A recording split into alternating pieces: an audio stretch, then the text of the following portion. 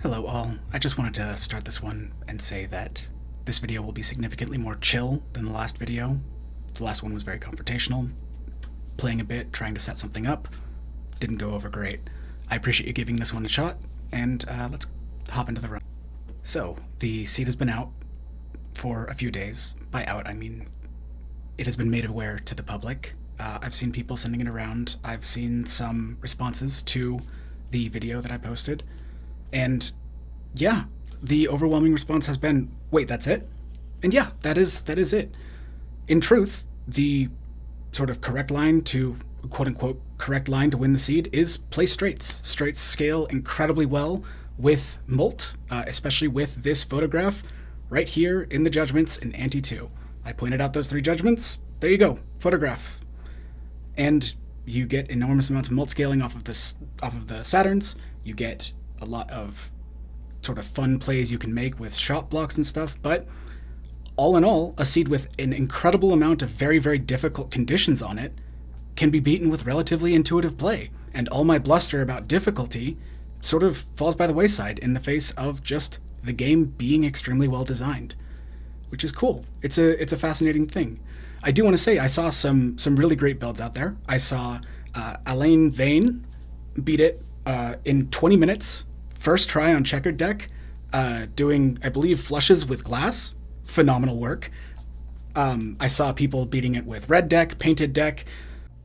These are some of the people that I saw in the comment section. I'm very sorry if you've recently posted one. I had to schedule this to pre-post. These are the comments that I saw. I know some people will probably be crappy and be like, oh, I'm sure none of them lied about it. I don't think they did. All of these builds absolutely beat the seed. And if you took a look at the video that I posted with all of the obscure mathematics and intense graphs and things, and somebody telling you it's extremely difficult, and you still went and took a crack at it, and you found it to be not very hard at all, or even relatively fun challenge, that is such a good sign for you and your curiosity as a person, and I hope that you don't let people on the internet take that away from you. Furthermore, I definitely did play up the difficulty of the seed when it didn't deserve it, obviously, and the fact that so many people were able to come into this relatively blind, some of these people beat it completely blind after like antes 1 or 2 or whatever I showed in the video, and be so successful is an extremely good indicator of how robust of a game Bullatro is, and how many different lines there were to take in this. And also the skill of the player base. You can't overlook that. The fact that people were given something, had a few hours with it, and took it and ran with it is frankly incredible. It's an excellent sign of your own positions and opinions about yourself in the world. Excellent work. There's one more thing about this, and we'll get into the run in just a second, but I did just want to say this. The way that Bullatro is designed is a game about chance, a game about expected values of plays, a game about process in the aggregate. For individual plays, for individual seeds even, the quote-unquote optimal line will never be the same person to person, and it is impossible to judge skill or capacity to solve problems or overall approach to the game off of a single seed, a single play, a single snapshot. The game is a game of numbers, as all games are. So for Bullatro, if you ever feel like you're seeing a play that you could have made so much better, or you're watching somebody do something that you don't think is necessarily correct, keep in mind, the true test of skill is not what happens moment to moment. It is the sum of what happens in the aggregate. It is a series of trends, of decisions, of actions, of events that define what a person's skill actually is. The best player in the world, whoever that may be by whatever metric you choose to define it as, can lose to a seed that a beginner would beat because the beginner makes quote-unquote suboptimal plays. But just because a play is suboptimal for the general doesn't necessarily mean it's suboptimal for the seed. This also applies to other things in superlatives when you enter into binary decisions like this. Win or loss, first or second, or any other form of direct single event causality either is the only mechanism of measurement that you have, and so will be limited, or necessarily flattens all the context around it. That's what I tried to sort of get across, and I hoped that people would pick up on the fact that naming a GitHub repo with 4 stars on it that was made over a year ago, that nobody else seems to have picked up on, and then declaring myself the king of Balatro out of that, is patently ridiculous. If anyone felt bad about that, I am very sorry. I was not trying to make you feel worse or portray myself as a great player, and we will get into just how bad of a player I am once we enter the run. But I was trying to communicate precisely how ridiculous of a sentiment superlatives are. Now, obviously, that doesn't defend me declaring myself statistics strongest soldier, which, in my defense, I did do a rather large amount of statistical work investigating this. I still think that the problem holds of there being no impossible seeds, and I hope that this seed in particular demonstrates why that is such a strong thesis and sort of maybe helps mitigate some of the flattening factors that people come to the table with, where an impossible seed is the reason that they lost rather than the learnings that they could potentially take away from it, or the contextual arrangement around it, and maybe plays that people could have made better. Obviously, a lot of it comes from a place of curiosity, but some of it also does come from a feeling of helplessness. But helplessness is the first step to being able to help yourself. With that out of the way, I just want you to remember, Balatro is a hard game. It is not an impossible game. It is not an easy game, but it is a hard, well-designed game where the actions, decisions, and learning that you make get you through the runs. With that, let's step into watching the most over-engineered run I've ever participated in. Obviously, nobody really had quite as many attempts as I did, and I know that the question is, well, how stupid do you have to be to have 43 attempts before you even beat it on white stake? And first of all, never underestimate how stupid I can be. You have no idea the depths of my idiocy. Second of all, I was trying to make a video about it. This follow-up video is what took me from 43 attempts on white stake and sort of checking out all the lines there to 70 attempts to beat it on gold stake in the way that I'm going to show you today. Because I didn't want to just beat the seed. I wanted to see what the absolute limit you could do of difficulty on this seed. So to start, just real quick, I'm going to lay out the rules. I can only play straight flushes. That's it. That's the only rule. Can you beat this seed by only playing straight flushes? Obviously sounds weird, sounds ridiculous. There's a few mitigating factors that if you ran through it, you understand. Number one, Neptunes scale incredibly well. Neptune scales even better than Saturn. Neptune gives you +4 molt per Neptune you take. So once you get sufficiently high enough on Neptune, you can probably breeze by most blinds. So a lot of the build is based around making straight flushes better and also making straight flushes easier to play. The other part that a lot of people saw that were utilized well was this 4 fingers in the first judgment. 4 fingers, obviously one of the best straight flush support jokers in the game, but on gold stake, you have 2 discards. Technically 3 if you do it on red deck. I did not do this on red deck for a reason. I'll talk that through in a second.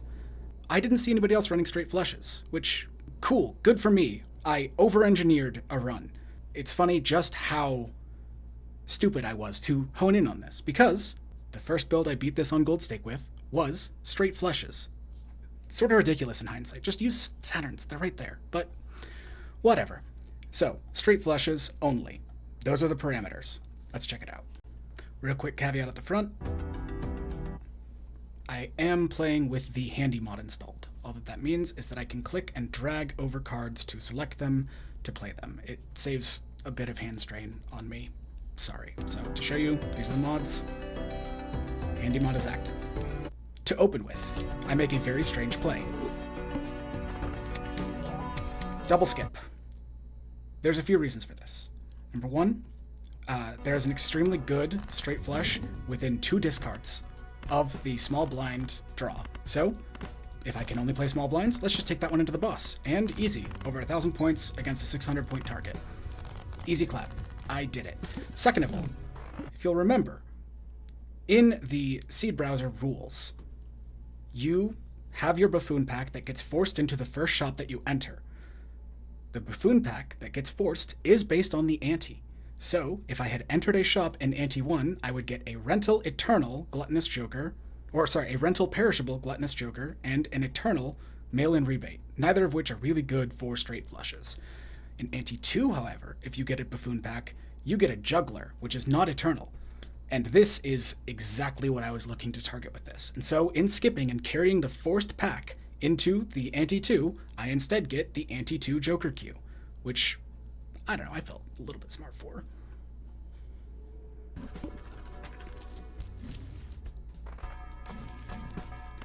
It also replaces the small pack that would have been here and pushes back the pack sizing afterwards, which is another cool little trick.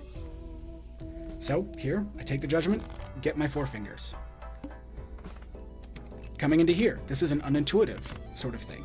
I'm looking to get the 3 of clubs to the 6 of clubs straight.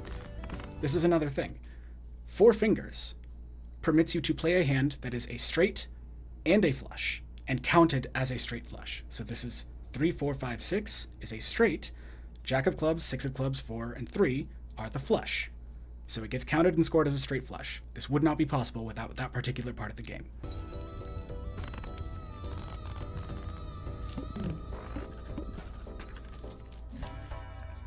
Obviously, I set up my Neptunes to show up with the fewest number of rerolls, or I spread my rerolls between the shops. This purple seal, super important. Gave me, I think, 3 critical taros throughout the run. Also, I used the Neptune first, so this levers would be in the Fool that I'm about to get off of the purple seal. Grab Director's Cut because it's needed, but not in the way you'd think. This is one of the places where I had to track cards in my deck. I had to remember where I was getting that purple seal 7. Kind of dumb, but it's where it was at. Same thing with the selection of that 10 of spades as the wild target there. That 10 of spades becomes critical in a hand later on in the run.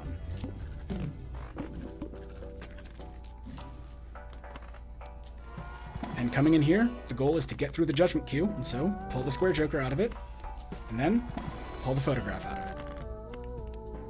And from there, that's almost the entirety of our scoring jokers for 90% of the run.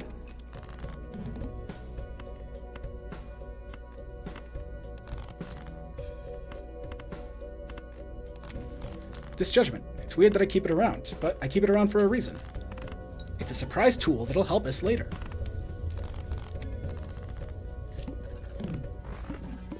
From here, the run is basically maximize your gains, make sure you reroll appropriately to find the Neptunes, and pick up the tarot cards to do a little bit of deck fixing just to make sure that you can get your run online. Like I said, it took me hours and hours and hours to appropriately map this out, and then even more to appropriately execute it. I'm not very good at locking in.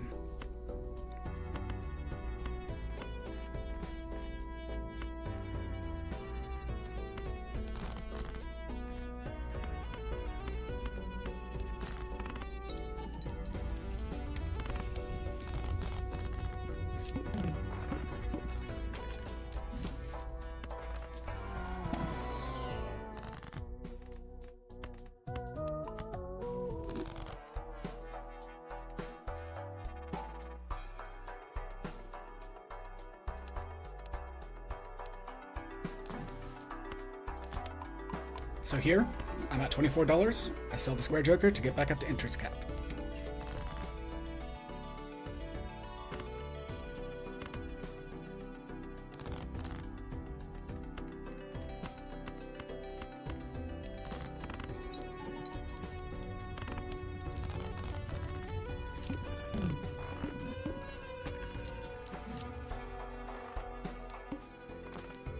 And that's why we needed the boss reroll voucher, because this boss being the water means you cannot get your straight flush draw off the bat. Not without making some moves that kill you later on. And so we take the reroll and take the wall, which can be beaten in 2 straight flushes with the level we're at right now. So this one right here, you'll notice I sort of tried to interpolate where I had my unsuited card for the straight flush. So the 8 and the king, obviously there were choices there, but in this one now, I can use the 9 and any other heart to make this a straight flush.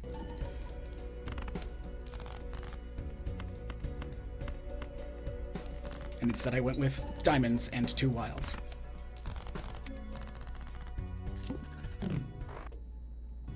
And so now here is sort of the final sort of problem solving of the run. When you take this judgment into ante 4, the first joker in the queue is a shortcut, which makes straight flushes not trivial, but far, far easier to build than they have any right to be. And from there, the run mostly plays itself out.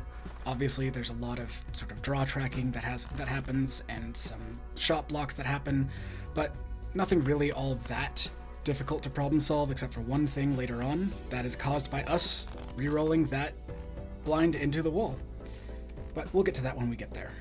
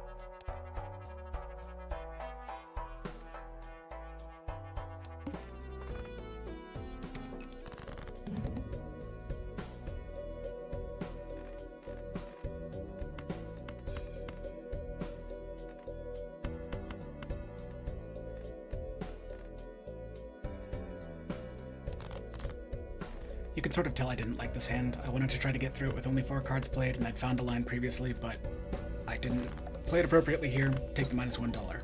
Even on a run as over-engineered as this, my inability to lock in strikes once again.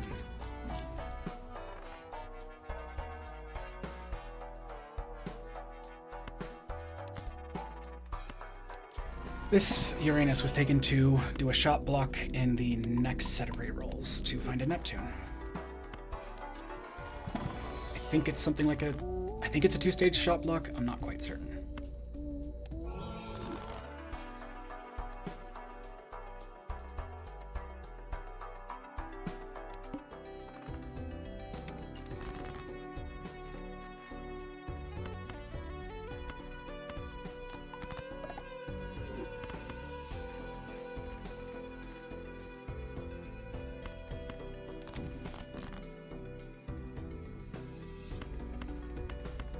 I will say that I didn't track every draw entirely deeply. It was mostly places where I fell short and didn't feel I had the juice, sort of where I went back to track draws, but most of the time I tried to let my deck fixing carry the run for me, and usually got there.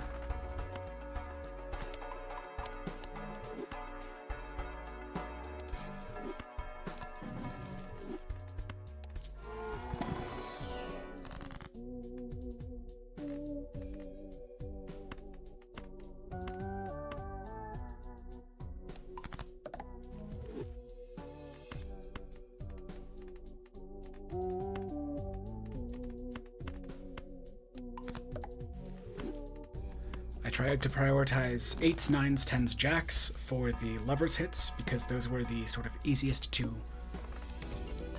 include in straights that included face cards, so it just gave me a little bit more reach in places where I needed it.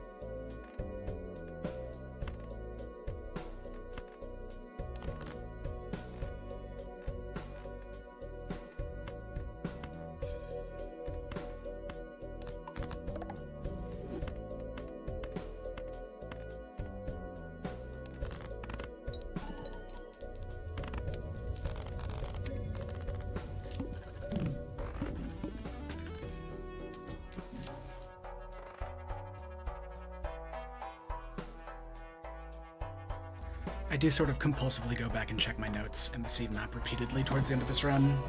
I was tired, I just wanted it to be over.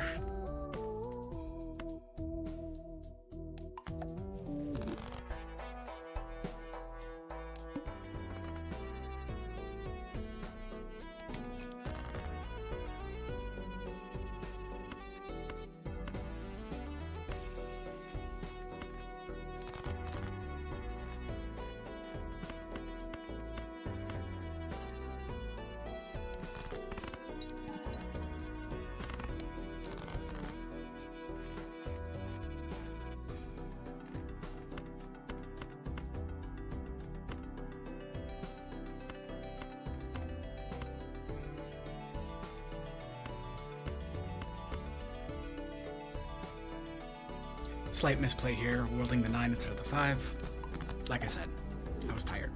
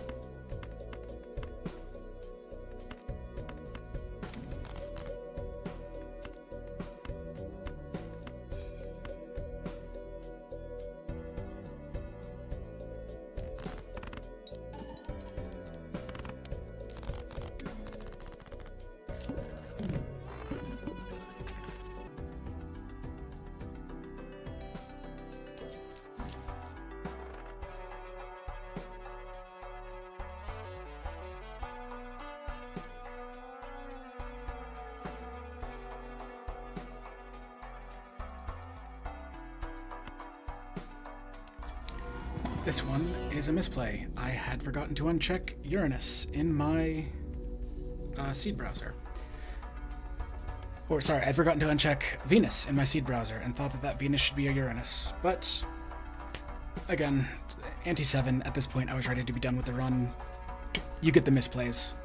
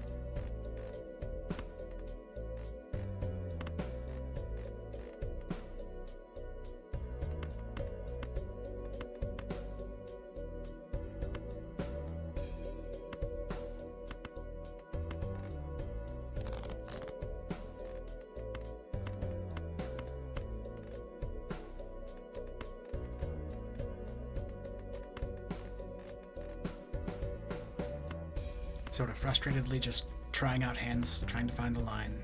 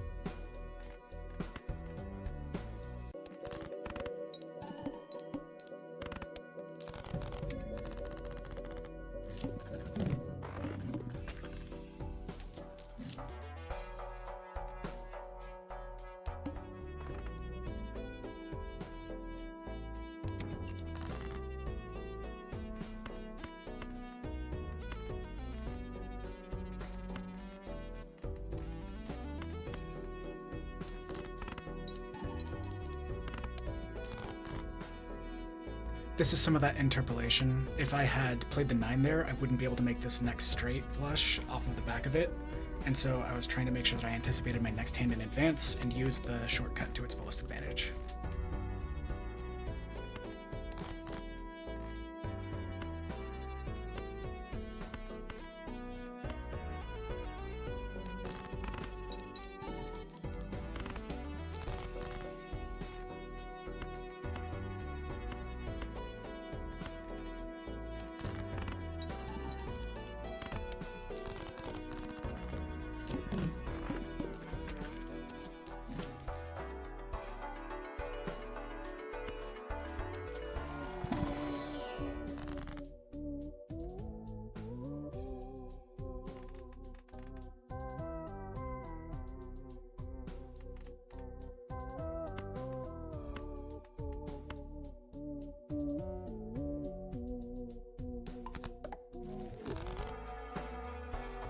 So, as we come through to the end of Ante 8, playing only straight flushes, I think it's important to remember that this run took me hours and hours and hours of effort to map out and make happen.